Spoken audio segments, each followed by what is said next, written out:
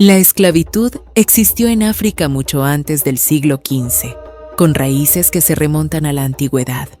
Antes de la llegada del comercio transatlántico de esclavos, la esclavitud en África era diversa, con diferentes formas y propósitos.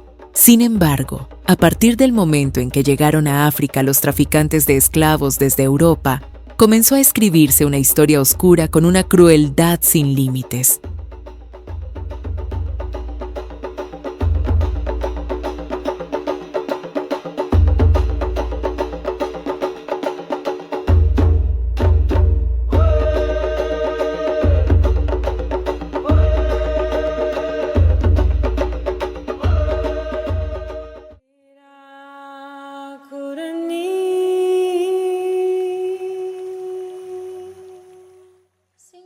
Fueron arrancados de sus familias. Fueron forzados a caminar cientos de kilómetros hasta llegar al mar, al océano Atlántico. Fueron despojados de sus nombres, sus identidades y de todos los derechos que un ser humano merece.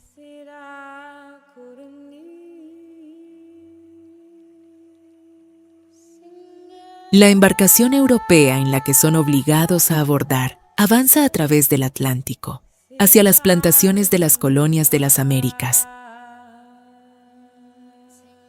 En esas embarcaciones hay una multitud de gente negra de todo tipo encadenadas entre sí, con muy poco espacio para moverse, viajando durante meses, mareados por el viaje, rodeados por la suciedad de los contenedores repletos de vómito.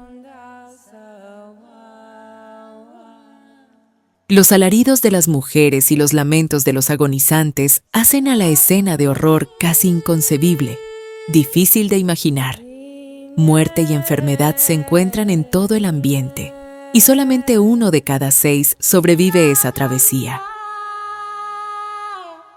El comercio transatlántico de esclavos perduró por 4 siglos. La esclavitud y el comercio de esclavos se encuentran entre las peores violaciones a los derechos humanos en la historia de la humanidad. Esta es la historia de los descendientes de los esclavos de África. Es la herencia de los que sobrevivieron, de los más fuertes.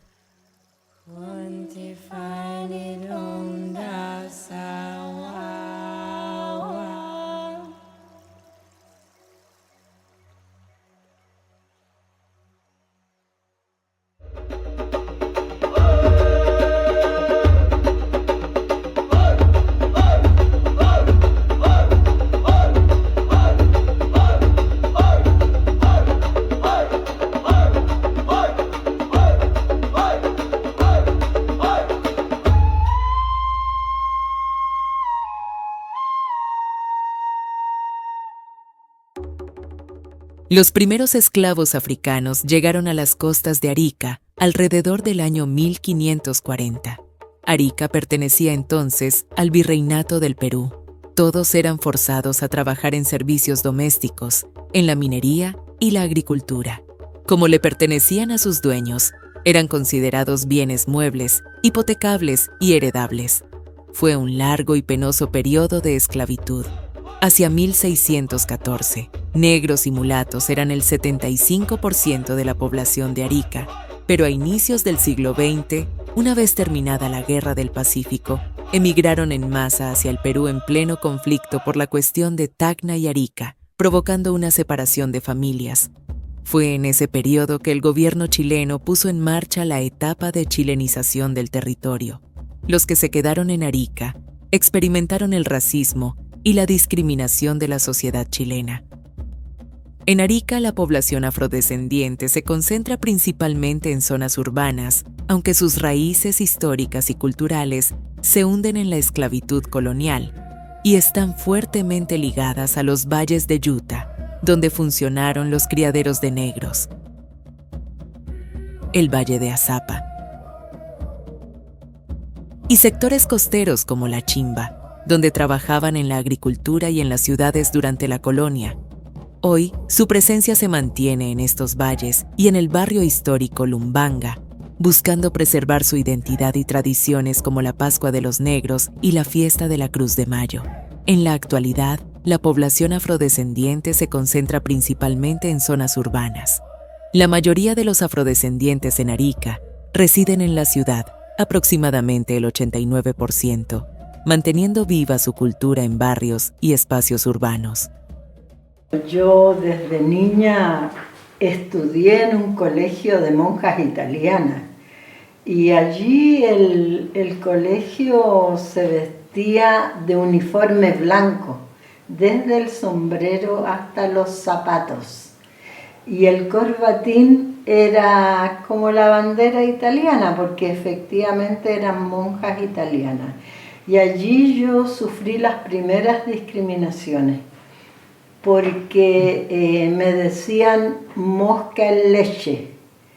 Y entonces pasó un tiempo, luego estaba en tercero básico, mis hermanas también ingresaron a ese colegio Santana, y con el tiempo allí había que ir a misa todos los días, y todos los sábados y todos los domingos. Y pasando el tiempo había un monseñor, el monseñor Salas. Y me acuerdo que un día estábamos saliendo de misa y sale este monseñor conversando con una señora y mi hermana correteaba por alrededor. Y vino el monseñor y le dijo: oye niña, mira para el norte, tranquilízate. Y yo le dije: usted, le dije, con esa boca dice misa, cura de mierda. Y entonces yo tenía 9 años y le dije a mi madre: sáqueme de ese colegio, no quiero estar más allí. Pero seguí al colegio Grupo Escolar y allí nos educamos la mayoría de mis hermanas, pero ahí también yo sufrí discriminación, porque siempre me decían negra, negra curulla, negra poto de la olla, y eso pasó en toda la niñez. Entonces yo siempre tuve que defenderme y defender a mis hermanos. ¿Y cómo me defendía? Solo pegando. Yo pegué hasta los 16 años. Jovencita igual seguí pegando. Pero eso para mí fue fuerte porque me desarrollé con una personalidad muy fuerte, muy agresiva, que siendo adulta tuve que seguir algunos cursos para poder bajar el nivel, porque era muy agresiva. Pero era el resultado de ese bullying desde niña. Pero también el bullying no termina ahí, porque cuando uno va avanzando en la juventud, empiezan los insultos, ya no son negra poto de la olla, mosca en leche, sino me acuerdo una vez un joven que después fuimos muy amigos, pero vivíamos en la misma población, y me dijo negra buena para limpiar chimeneas. Y a él tuvieron que quitármelo porque yo lo arrastré y lo revolqué en la tierra y todo eso. Entonces, porque esos no eran piropos, ¿no? Eran insultos y eran cosas evidentemente sexuales. Y eso pasaba, y pasó durante toda mi juventud. Entonces siempre tuve que defenderme. Cuando estaba en el colegio diferenciado comercial, ya señorita, siempre había jóvenes que, ay, tienes que ser mía. Y yo era pimporolla, así siempre. Entonces yo les daba una cachetada y les rompía la mandíbula.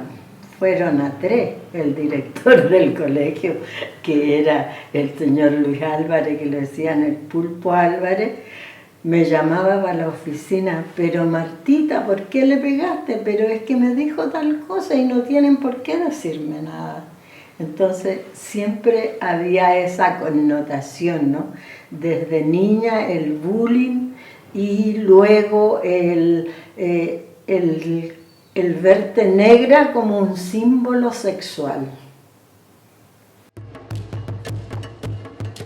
Recuperar la identidad y ser reconocidos como pueblo tribal afrodescendiente no fue una lucha fácil frente a un aparato estatal que les negaba el derecho de reconocimiento como pueblo. Bueno, el trabajo por el pueblo tribal afrodescendiente chileno tiene una data de incidencia política ya casi 24 años, porque hay que siempre tener presente las ideas que son matrices, que el pueblo tribal afrodescendiente chileno existe más de 500 años y lo representan, ¿no es cierto?, las Cruces de Mayo, que tienen más de 200 años en el territorio, y los bailes de Moreno con una data de más de 150 años. Por lo tanto, cuando nace la ONG Oro Negro hace ya 24 años, nace con su fundadora Sonia Salgado Enrique, quien mantiene unos grandes nexos internacionales, y en ese tiempo con Francisco Esteves, que era director de Fundación IDEA. Entonces ellos viajan por casi Latinoamérica, Uruguay, Paraguay, y allí ella va interiorizándose del mundo de los afrodescendientes. Entonces viene y en Chile se está gestando la reunión que se llamó la Conferencia de las Américas, o Santiago +5, donde nosotros ya formamos una directiva de ello y nos presentamos allá. Y en esa conferencia se dice que en Chile no hay negro porque se murieron de frío. Y eso lo dijo el presidente Ricardo Lagos.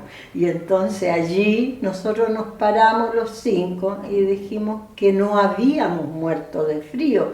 Entonces de allí empieza un tremendo trabajo, porque allí mismo se da cuenta la gente que venía de otros países, que eran más de 18.000 delegados del mundo, de que el eslabón perdido se había encontrado en Chile, porque Chile siempre negó la existencia de los negros y de las negras. Entonces allí la gente se abrazó, lloraron, y de allí parte nuestro trabajo ya como una incidencia política. Luego estuvimos en Durban con Sonia, en Sudáfrica, en la Cumbre Mundial sobre Discriminación, Racismo y Xenofobia. Y entonces allí ya empieza nuestro trabajo derechamente acá en el país. ¿Y cómo se afronta ese trabajo? Cuando es la conferencia de Santiago, las personas entramos negros y negras a esa reunión, pero salimos siendo afrodescendientes, que era un término que se acuña como término político y jurídico para incidir con los estados. Y ese mismo término se reafirma en Sudáfrica, Durban, en la Cumbre Mundial. Y entonces con ese término empezamos a trabajar. Empezamos como la ONG Oro Negro, luego se fueron sumando otras organizaciones, y el proceso de 24 años ha llevado a consolidar muchos procesos, como el proceso del censo, que desde el 2005 estábamos incidiendo. Él se concreta el 2017 con la pregunta, ¿no es cierto?, de Censo 2024. Y ese ha sido el recorrido nuestro en este espacio. Hemos hecho muchas cosas, hemos trabajado con el Ministerio de Educación, con Salud, con Desarrollo Social. Hemos instalado en el Ministerio de Desarrollo Social y Familia un funcionario que está a cargo de los programas y proyectos del pueblo. Entonces hemos ido avanzando, no ha sido fácil. Tenemos en Arica la oficina afrodescendiente en la ilustre municipalidad de Arica, porque ese fue un anhelo. El año 2009 se presenta el proyecto al Consejo Municipal y se aprueba. En ese tiempo era alcalde el señor Sancán, presentaron este proyecto Laura Segarra y Samuel Pozo, hoy día son asistentes sociales o trabajadores sociales, y quien les habla sacó el acuerdo en San Andrés de Tumaco, con la jefe de gabinete en ese tiempo, Janet Gallardo. Entonces sacamos el acuerdo en 2010 en San Andrés de Tumaco, Colombia, que era un congreso de alcaldes, porque yo era la encargada en Chile de las ORAPER, que son las oficinas de equidad racial, que esta oficina era la 8ª oficina que se creó en Latinoamérica y el Caribe. Entonces, esa oficina ha permitido, ¿no es cierto?, en la región, en la comuna, seguir todos los procesos. Y cuando hablo de procesos estoy hablando de las actividades que representan el patrimonio cultural, material, inmaterial y natural del pueblo tribal afrodescendiente chileno. La presencia africana en Arica, según las investigaciones que yo he revisado y muchos de otros documentos investigativos que hemos dado cuenta, todos preguntan de qué parte de África viene. O sea, primero hay que entender la razón de la presencia africana en Arica. O sea, hay que tener claridad porque muchos entienden que... O sea, si uno, el Valle Azapa hace 50, 60 años llegaba hasta el kilómetro 15. Hoy día tiene 45 kilómetros de extensión.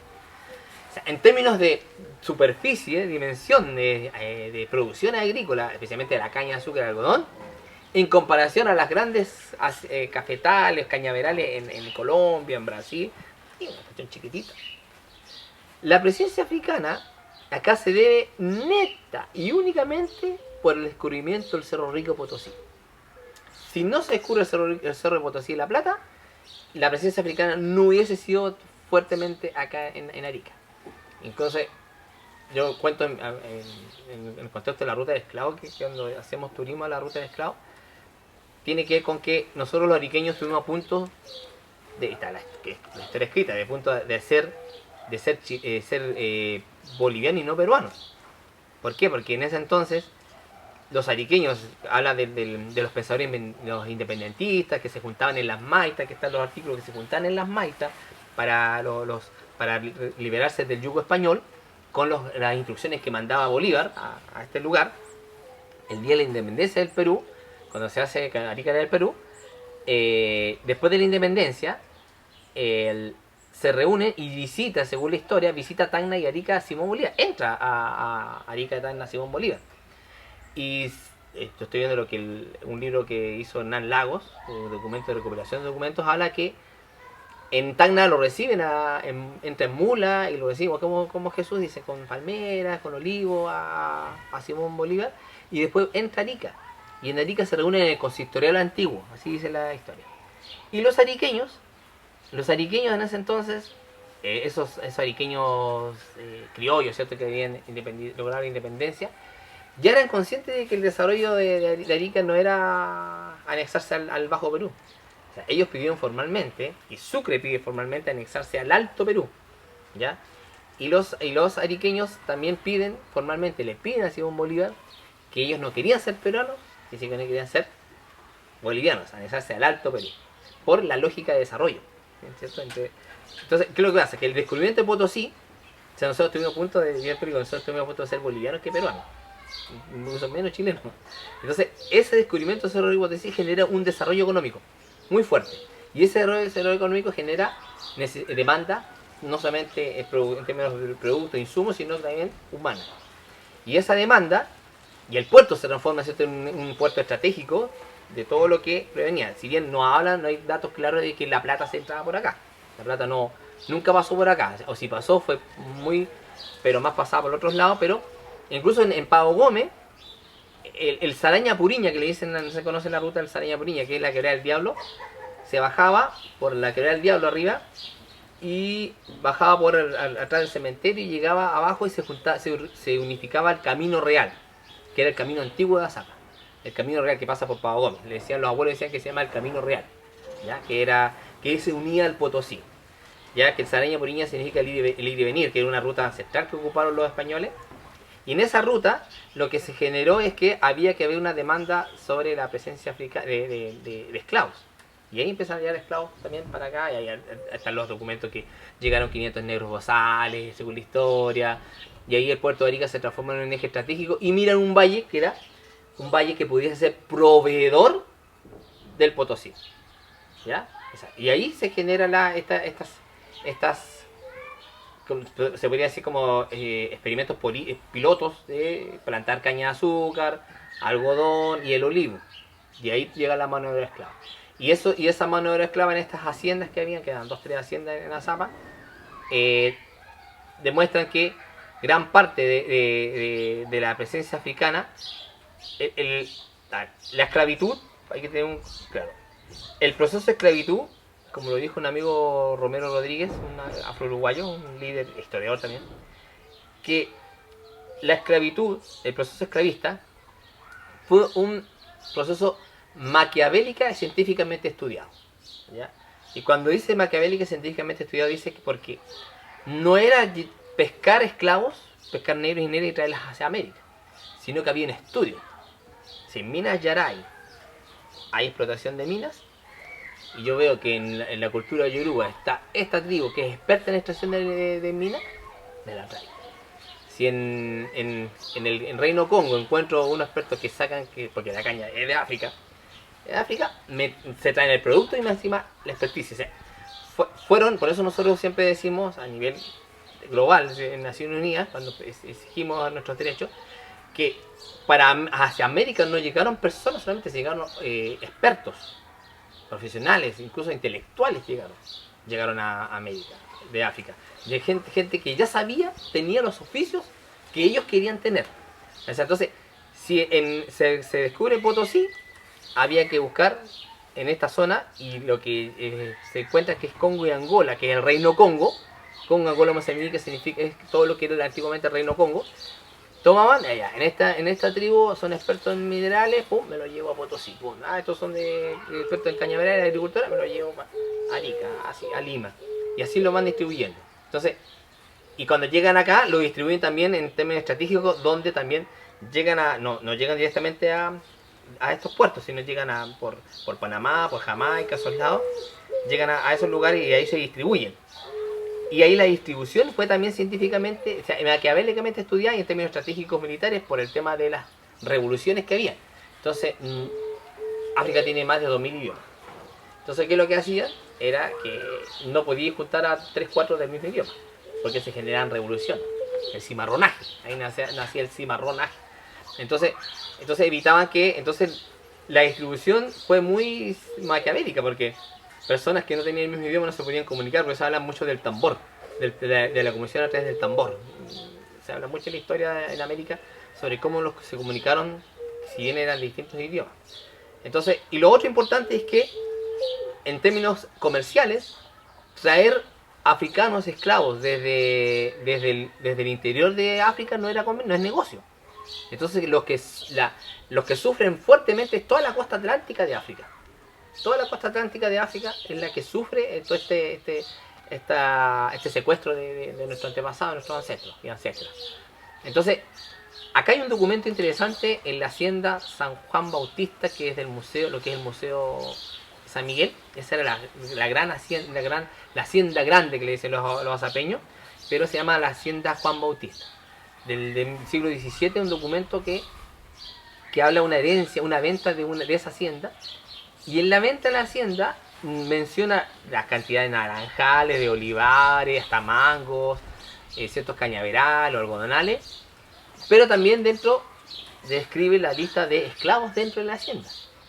Y ahí yo le muestro en mi libro, sale que una investigación que hizo Patricia Arévalo en esta investigación, y con el otro nombre, el otro profesor, Hidalgo, que encuentran estos documentos y dice, vende esto y estos son los esclavos a continuación: Juan Angola, Pedro Congo, Luis Mozambique, Jorge Matamba.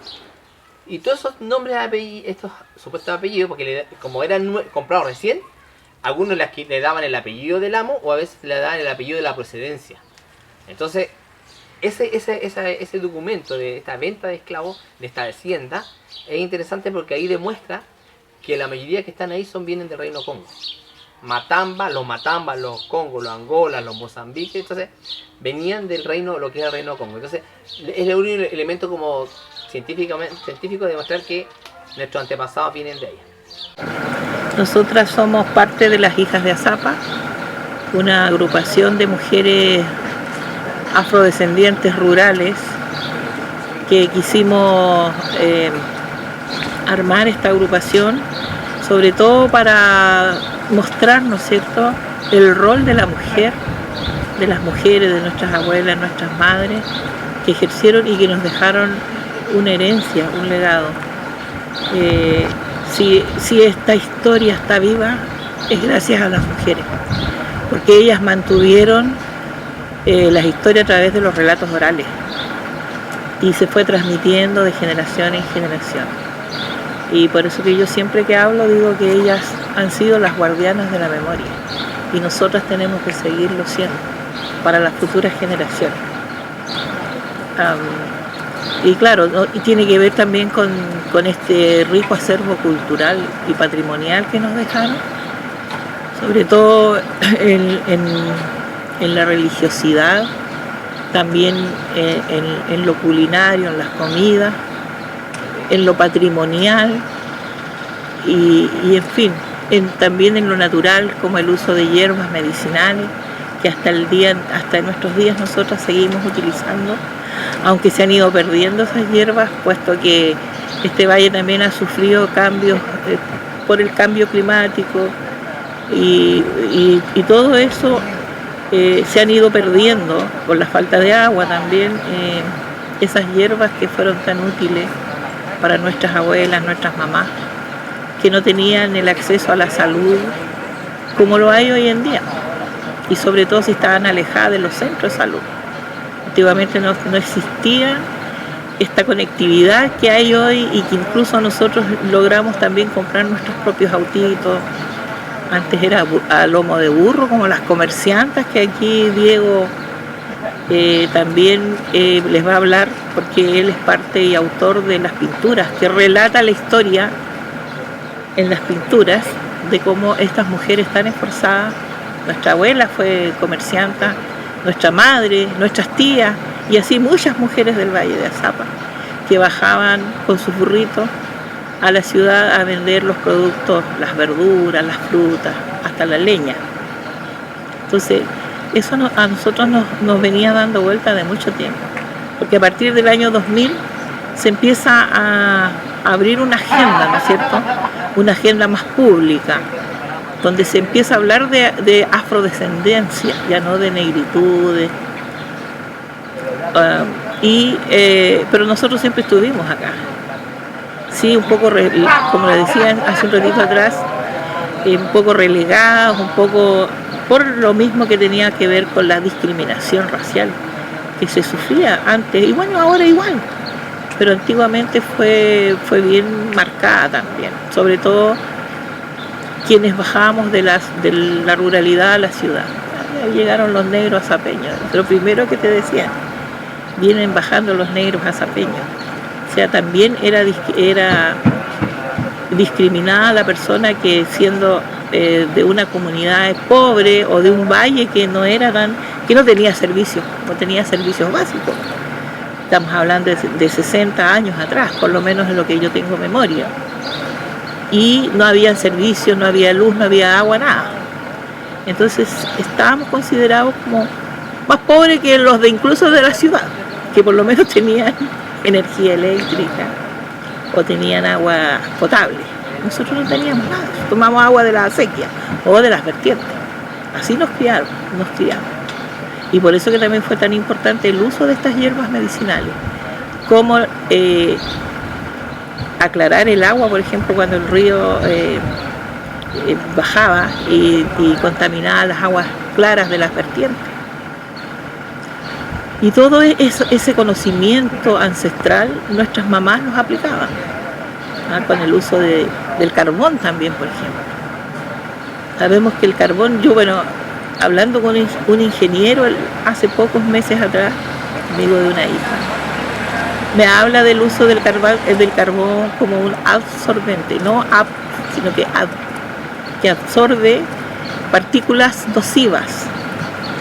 Y como nuestra mamá, que yo la veía como iba, pescaba un carbón y lo tiraba, lo ponía en el agua, sabía eso, porque son prácticas ancestrales y que creo que todos los pueblos deben de tener un conocimiento parecido, similar, ¿no es cierto? Y de ahí uno empieza a entender el por qué, pero nosotros era como una costumbre, era lo cotidiano, lo que se usaba, y así crecimos, acumulando también ese conocimiento, que al final es una sabiduría.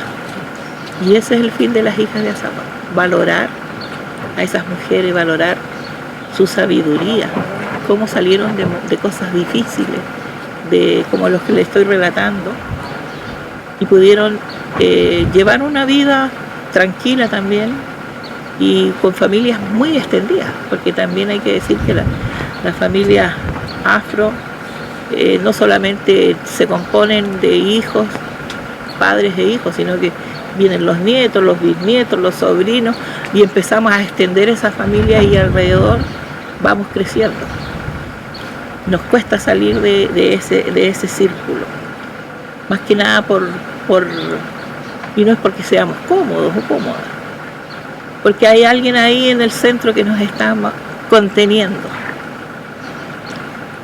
Bueno, ese relato es muy importante también para nosotras, darlo a conocer, más allá de que las mujeres cumplen roles políticos, ¿no es cierto?, en otras áreas también, pero lo importante que queremos dar a conocer que hubieron mujeres muy sencillas, de una vida muy, muy modesta, que sin embargo dejaron grandes aportes también al movimiento, han sido soportes del movimiento, hombres y mujeres.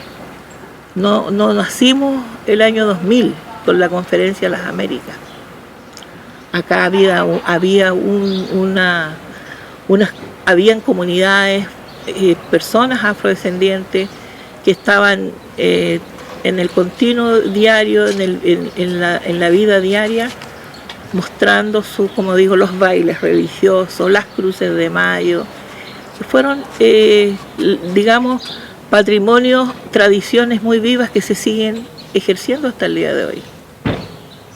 Y no son historias inventadas, porque muchas veces alguien dijo en alguna ocasión, ustedes inventaron una historia en Arica, en la universidad creo que fue, o no me atrevo, pero algo escuché ahí. No, pues si para eso están estas, yo digo, las mujeres que fueron las que mantuvieron la historia viva, no fueron los hombres, fueron las mujeres, las guardianas de la memoria. Y es lo que somos hasta ahora, es lo que demostramos, al reconocimiento y a todo lo que se vino dando después.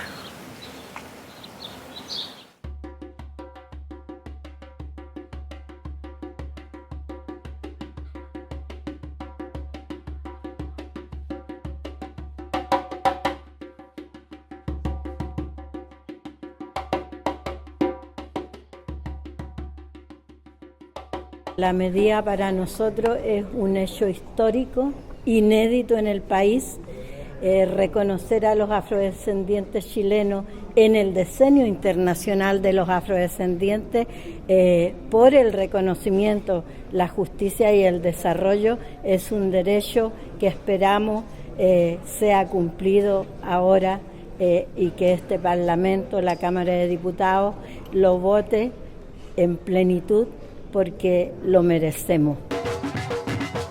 La herencia cultural de los afrodescendientes es una rica expresión de su identidad, con tradiciones religiosas, musicales, gastronómicas y sociales que reflejan su historia, su resistencia y su aporte a la diversidad cultural de Chile. Estas son algunas de las festividades celebradas por afrodescendientes.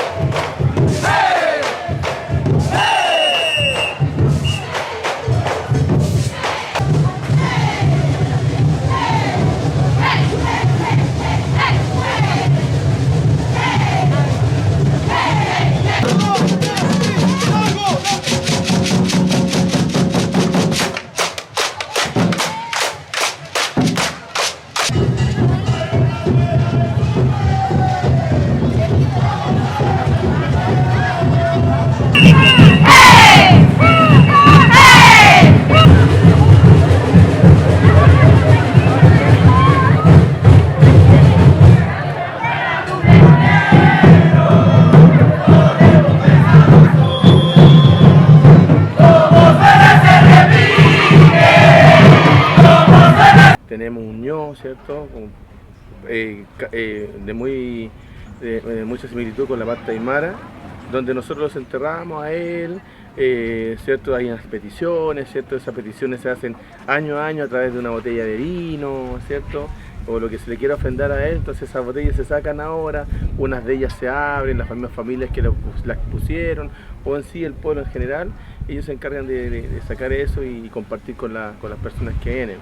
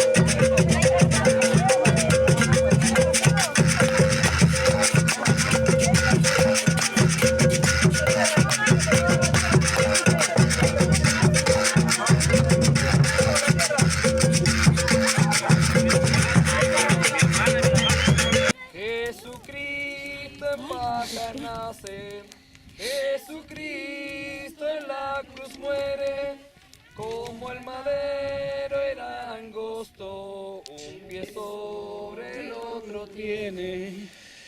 Alabado sea el Santísimo.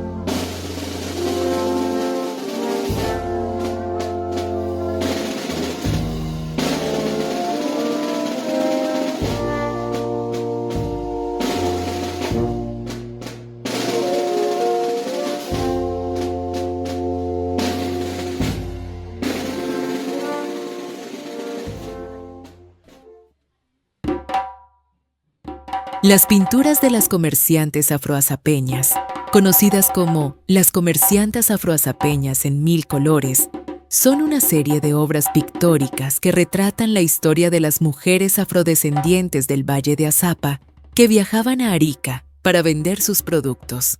Las obras de Juliana Firmani y Diego Báez están acompañadas de relatos orales recopilados por Asenet Báez. Es por eso que yo en algún momento voy tomando, mi tía también, ella me cuenta historias, porque mi abuela, con el tiempo que yo quisimos hacer un proyecto para poder plasmar una historia que era de las comerciantas, yo desconocía mucho, porque igual era chico cuando mi abuela me contaba.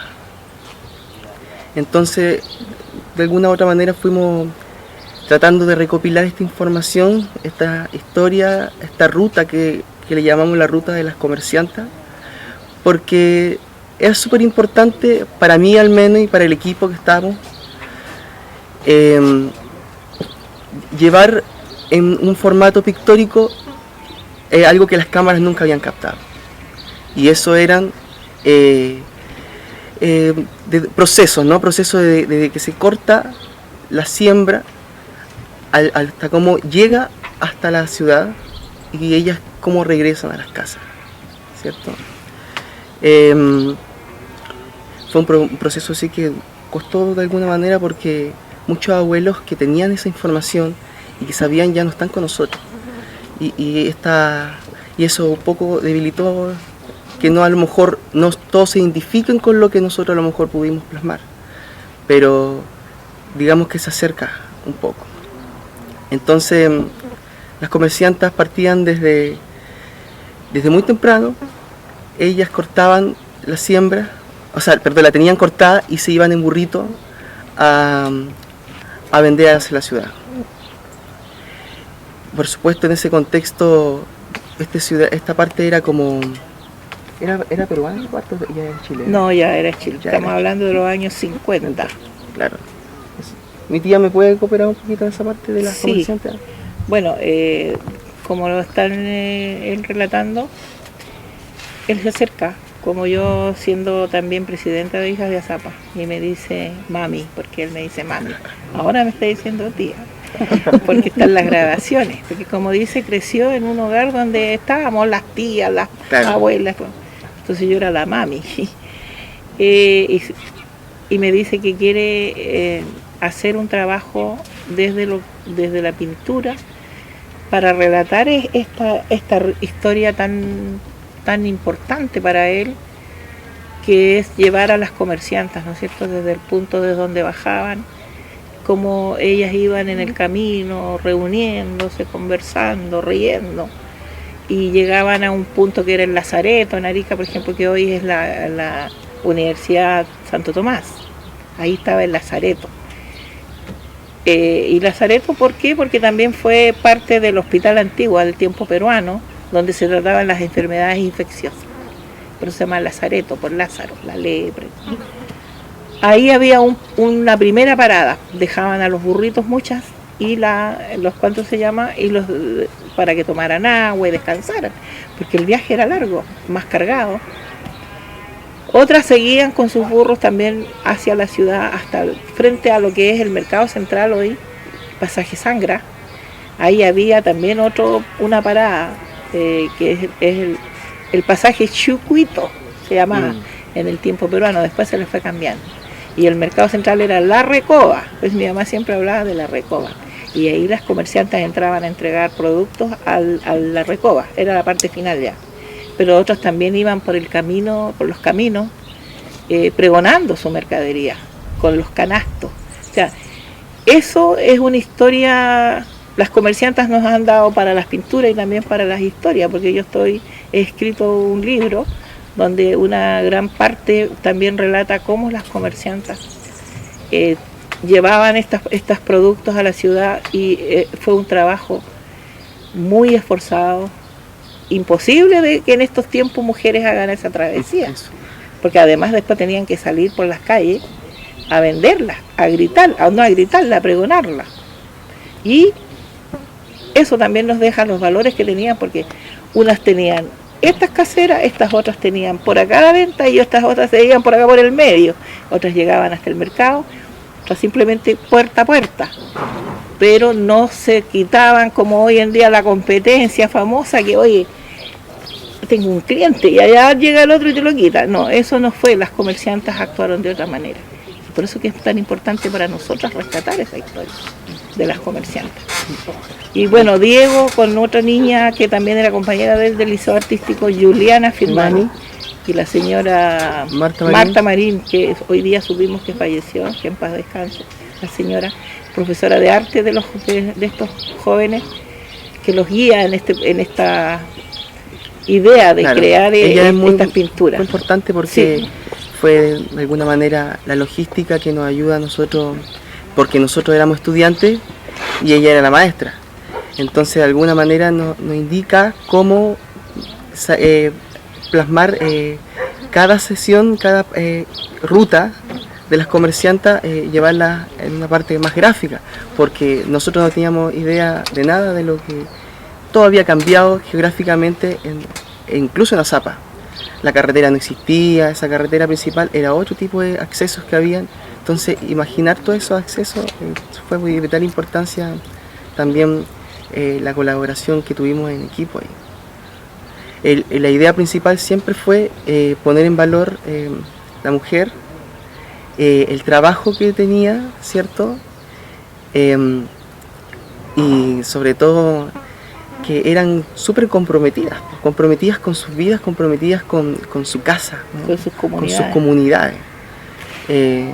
Ese era un poco lo que nosotros queríamos relatar. Cuerpo, tierra, madrugada, incansable y resiliente, marchan junto al sol naciente, con tesón en la mirada, aceitunas y granada, el pacay recién cortado. Llegan juntas al mercado, que vibró en cada rincón al sonar de su pregón y en los ecos del pasado.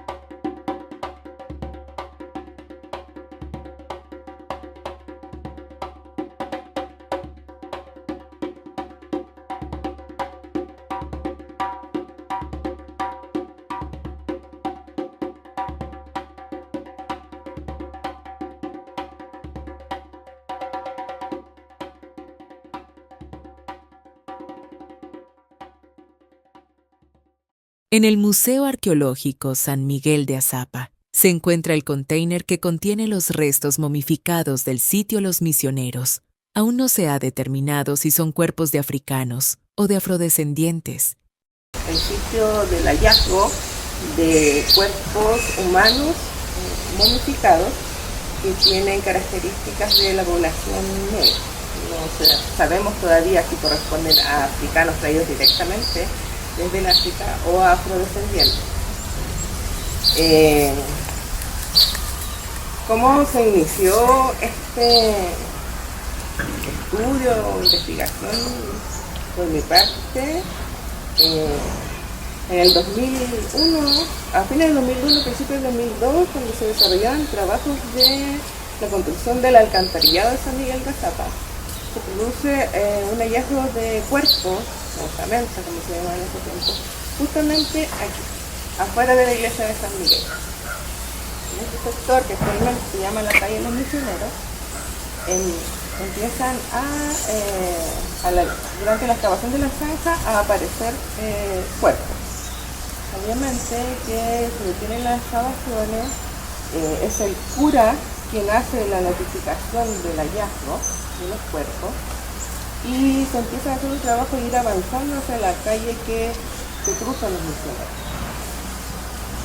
A principios del año 2002, porque esto también como varios días, se da cuenta de que en realidad son 11 los cuerpos que se encontraron, y dentro de las características que se plantean de este hallazgo es que tienen morfología o características físicas que corresponden con poblaciones. Anteriormente a esto, en el año 85, se realizó la construcción del sistema de agua potable también de San Miguel, y ahí ya también se produce un hallazgo de cuerpos osificados, que se asumió en ese tiempo que correspondía a una extensión del cementerio Z8, cementerio prehispánico que está hacia este otro lado. Posteriormente, bueno, en ese tiempo no existía el Museo Arqueológico San Miguel de Azapa, no existía tampoco la Oficina Técnica de Registro Monumentos, y estos cuerpos, justamente llegan a lo que era el Museo Nacional.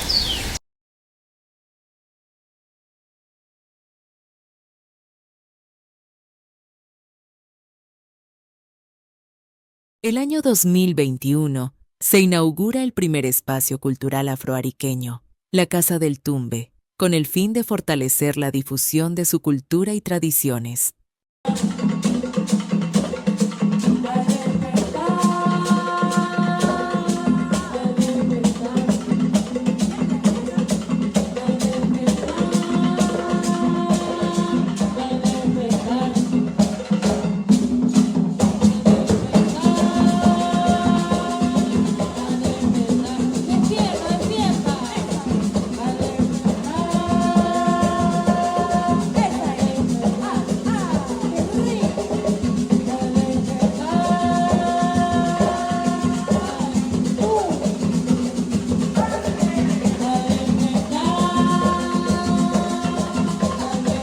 Soy una mujer afroariqueña, me reconozco como afroariqueña por parte de línea materna. Desde niña lo tuve bien claro porque la familia por parte de mi mamá siempre lo dijo. Si bien todavía no estábamos organizados o institucionalizados de alguna manera como hoy día, fue algo que se hablaba al interior de la familia por línea materna, mis abuelos, sobre todo mi abuela, en verdad. Siempre se nos dijo que éramos familiares, de gente que había llegado esclavizada cuando Arica pertenecía al Perú, y desde siempre tuve esa noción, pero era como una idea que siempre la decían mis tías, mi mamá, mi abuela, pero nunca hubo como una organización así como existe hoy día. Eso fue bastante más tarde. Tiene que haber sido cuando yo tenía como 19 años, pero eso fue gracias a una tía mía que se llama Sonia Salgado, que en ese entonces era alcaldesa de la comuna de Camarones, y que en su calidad de edil fue invitada a una premiación en Santiago, y allá conoció a una persona que estaba apoyando todo el proceso latinoamericano de las organizaciones afrodescendientes de Latinoamérica y del Caribe, que en ese momento se estaban preparando para ir a la tercera conferencia mundial contra el racismo en Durban, en Sudáfrica. Entonces así nace la idea, porque claro, conocen a Sonia, Sonia vuelve a Arica y nos agrupa a todos los familiares para contarnos esta idea y para decirnos que formáramos una ONG, que en el fondo en Latinoamérica estaba pasando esto y que Chile estaba faltando dentro de este movimiento, de esta reivindicación. Bueno, y como te contaba, bastó que sucediera esta situación de que mi tía llegara para agruparnos, ¿cierto? Y formamos en ese momento solamente con la familia una ONG, que esta organización no gubernamental se llama Oro Negro, que existe hasta el día de hoy, es como una organización matriz de todas las organizaciones que salieron después, tanto en nuestra región como en otras regiones del país también. Y en ese entendido, en el fondo, fue que empezamos a buscar más familias que quisieran participar, porque nuestro objetivo al comienzo de todo era tener el reconocimiento que recién pudimos obtener el año 2019, y para eso necesitábamos mostrar, ¿cierto?, que habíamos varias familias afrodescendientes que no solo estaban en Azapa o no solo estaban en Arica, sino que también estaban en el resto del país. Y de esa forma se fueron generando distintas acciones que fueran en pos de ese reconocimiento. Y una de esas acciones fue justamente desarrollar el ámbito cultural, el rescate de tradiciones, entre esos los bailes, las danzas, los ritmos.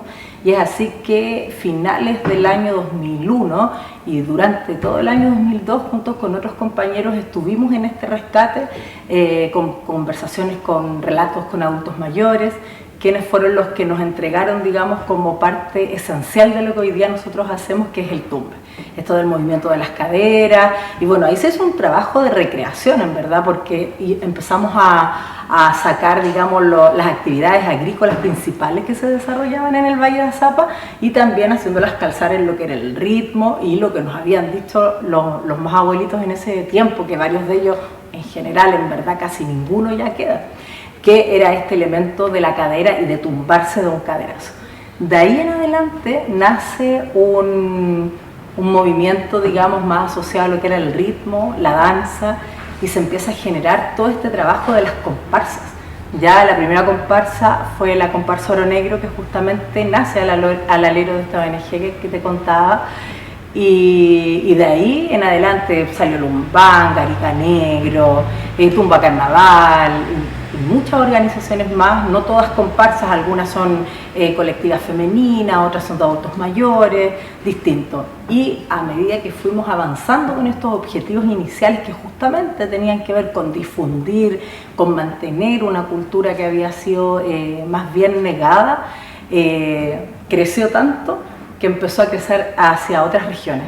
Y hoy día, por ejemplo, tenemos comparsas en gran parte de las regiones de acá de Chile. En la Segunda, en Antofa, en la Cuarta, en Santiago, en Conce, en Talca, en Chillán, hasta en Coyhai, que me han hablado personas de allá en Valparaíso. Entonces se hizo un trabajo que se masificó bastante y ese era justamente uno de los objetivos iniciales nuestros. Entonces para nosotros fue como cumplimos, digamos, con crece ese objetivo. Hoy día ya no solo el tumbe en sí, sino que la cultura afroariqueña, las tradiciones está posicionado en el país, instalado, por ejemplo, en un espacio tan importante como es el colegio, en las instituciones. Hoy día las instituciones en general en el ámbito público tienen una línea de trabajo con el pueblo tribal afrodescendiente chileno. Y bueno, y actualmente, como te contaba, tengo 43 años, yo soy de profesión trabajadora social. Además, me tocó participar en este inicio del rescate de las danzas y la formación de las comparsas que han tenido este impulso y este trabajo tan importante para visibilizar al pueblo. Y bueno, bailo, he trabajado con chicos pequeños, con grupos de jóvenes, con adultos mayores en ese ámbito, pero mi trabajo como trabajadora social, que es lo que estudié, yo trabajo en salud mental actualmente en el servicio de salud, en el ESMASUR, que es un centro de salud mental comunitario. Soy encargada de la línea infanto-adolescente específicamente. Por supuesto, donde también he podido incorporar el tumbe y las tradiciones o la cultura afroariqueña en el trabajo que realizo justamente con jóvenes.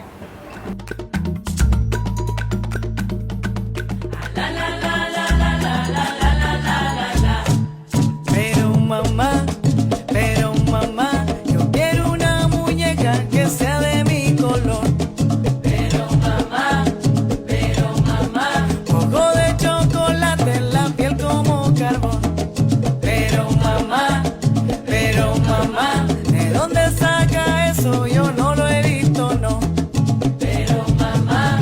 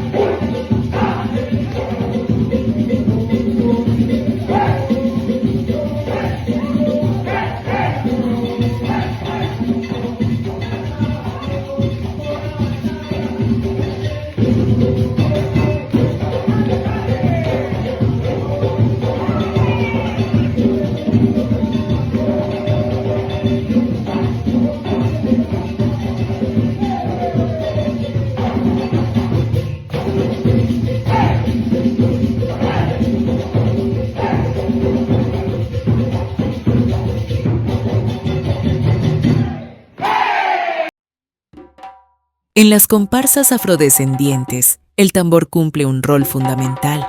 Es un símbolo cultural, un vehículo de expresión y una herramienta de comunicación. Su ritmo guía el movimiento de la comparsa, crea un ambiente festivo y transmite emociones profundas, además de ser un elemento clave en la identidad y resistencia de las comunidades afrodescendientes.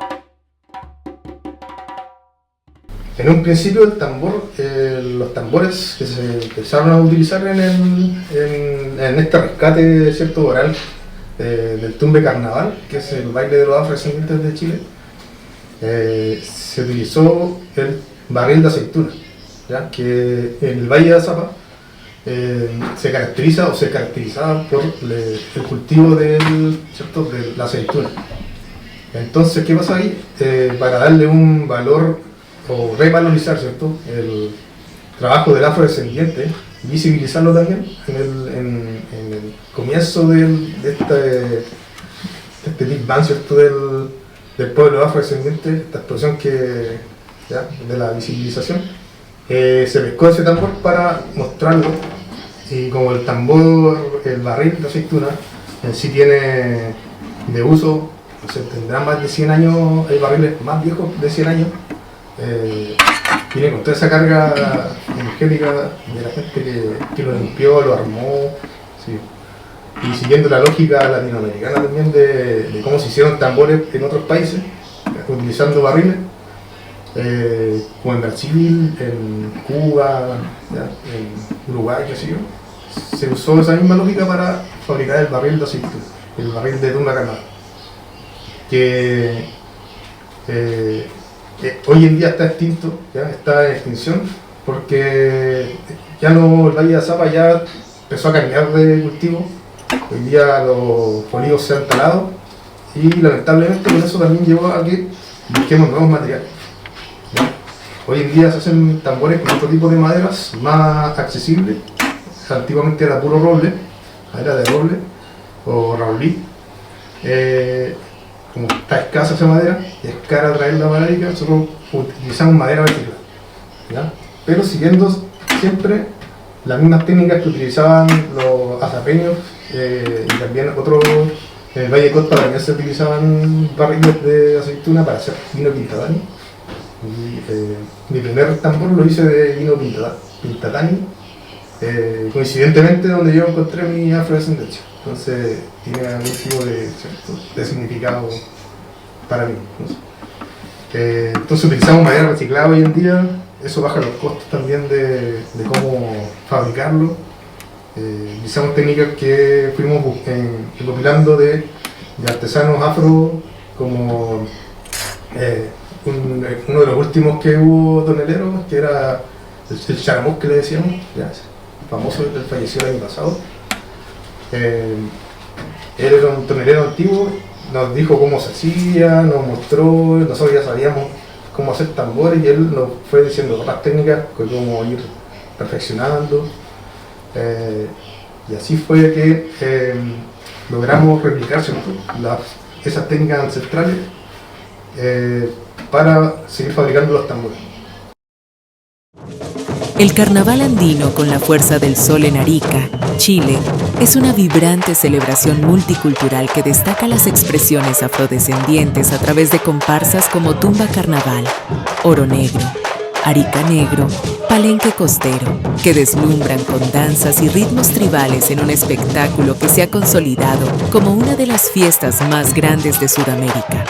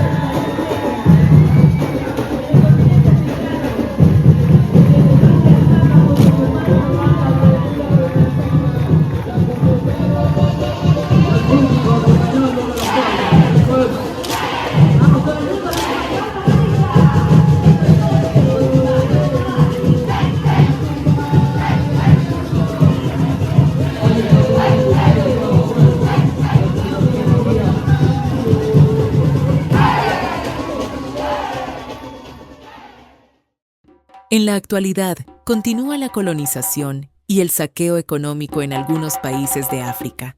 Sin embargo, el continente en su conjunto está saliendo de su letargo y poco a poco se desprenden de la tutela y el aprovechamiento de las élites económicas europeas.